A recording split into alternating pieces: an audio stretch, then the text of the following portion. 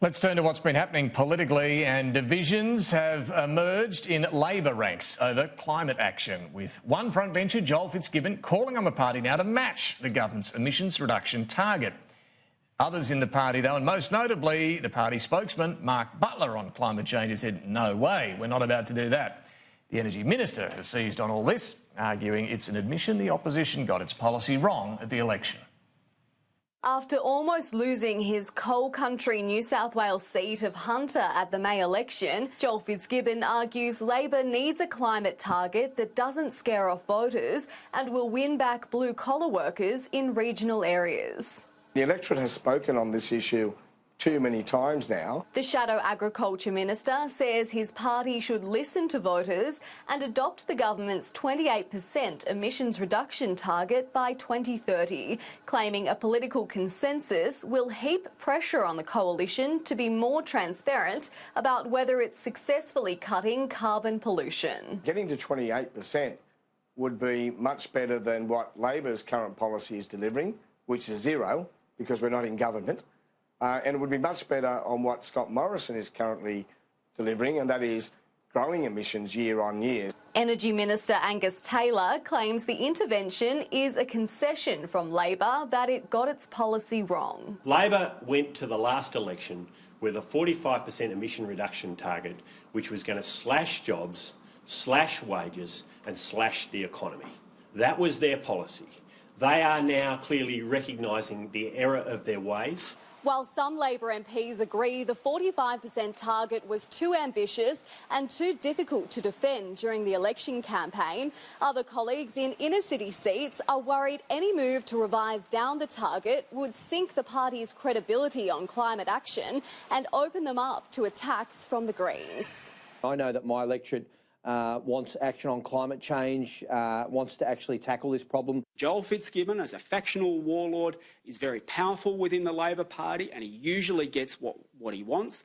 What you've heard from Joel Fitzgibbon today is what Labor will do if it wins the next election. Adopting the government's targets is unlikely to happen on Mark Butler's watch, with the Shadow Climate Change Minister slapping down Mr Fitzgibbon's remark, telling The Guardian the government's target was developed by Tony Abbott with no expert advice and is fundamentally inconsistent with the Paris Agreement. Despite the differing views, senior Labor figures are playing down internal divisions. Colleagues will have opinions about climate change policy, they'll have opinions about tax policy, they'll have opinions about a whole range of policies that we took to the last election. I think that's healthy. There will be further scrutiny of Labor's emissions reduction target and what role it played in its election loss when a review of the campaign is delivered in the coming weeks. Eliza Edwards, Sky News, Canberra. So a few points to make here. You heard the Greens' Adam Band almost cheering Labor on to adopt the government's position. That would leave the Greens plenty of opportunity to scoop up all those votes from people who want stronger action on climate change. But whatever Adam Band says there about the power of Joel Fitzgibbon within the Labor Party, it is unlikely the Labor Party is going to go as far as Joel Fitzgibbon wants. It's understandable why he's saying that. He represents the seat of Hunter. It's the coal mining heartland of New South Wales. And he copped a huge primary vote swing against him in May of more than 14%. The One Nation vote in Hunter went up more than 21%. And he is firmly putting that down to Labor's overly ambitious and at times inexplicable policy when it came to reducing emissions, how much that would cost and what the impact would be on the future of coal mining jobs and coal industry jobs in Australia. If you're in a seat like Hunter, or in Queensland or in WA, resource-rich states, which Labor did very poorly in as well, you can understand why they want a big shift on this position. But if you're a Labor MP in Adelaide, like Mark Butler, in Sydney, in Melbourne, even inner suburbs of Brisbane and Perth, well, you're going to have a very different position. You're going to want to maintain some more ambitious position on climate change than the government. This goes to the fundamental difficulty that Labor faces in juggling its two internal constituencies. It needs to win back regional voters in Queensland, in places like the Hunter, in WA, but it also needs to hold on to those in the inner cities and inner suburbs who do want more action on climate change. This is not an easy issue for Labor to resolve. Ultimately, where are they likely to land?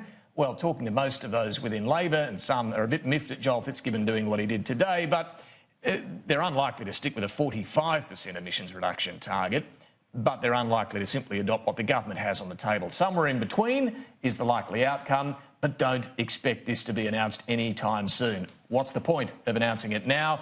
The next election's not until 2022, and who knows by then where we'll be in relation to our national emissions and where other countries, what they'll be committing to in terms of their emissions. So why would Labor lock itself in this far out? We spoke earlier to the Energy Minister, though, Angus Taylor. He points out that Labor is in a bit of chaos now on this, and it's not a bad point. There are, as we see, deep divisions in Labor right now. What about the government's own efforts here? Well, he's today been speaking about all that it's doing, not so much to get emissions down, but to get more reliable energy into the mix and get prices down, power prices down. But when it comes to emissions, the government did make a commitment at the recent Pacific Islands Forum that it would announce by the end of this year a longer-term mid-century strategy when it came to lowering greenhouse gas emissions, not specifically announce a 2050 target. And it doesn't sound from Angus Taylor like they're going to be doing that in the coming months. Well, we're focused on outcomes, David. We always have been, and we've over-delivered. Look, we're the envy of the world in terms of the outcomes we've achieved, both in the first Kyoto obligations, the 2020 obligations. We'll continue to focus on outcomes, and the key to outcomes... You're not going to announce... Well, let me answer your question. You're not going to announce a 2050 target? Let me answer your question. The key to longer-term outcomes is R&D, new emerging technologies, a clear R&D pathway, deployment pathway, working with partners across the world. That will be the focus and should be the focus over the longer term, because that delivers. And not actually naming a 2050 target, though, just to be clear. Well, as I say, what matters here is delivering outcomes, and our focus initially and primarily at the moment is on 2030. That's within my lifetime and your lifetime. So don't expect a new target to be announced by the government right now when it comes to 2050, despite what it told the Pacific Islands at that Pacific Islands Forum in Tuvalu.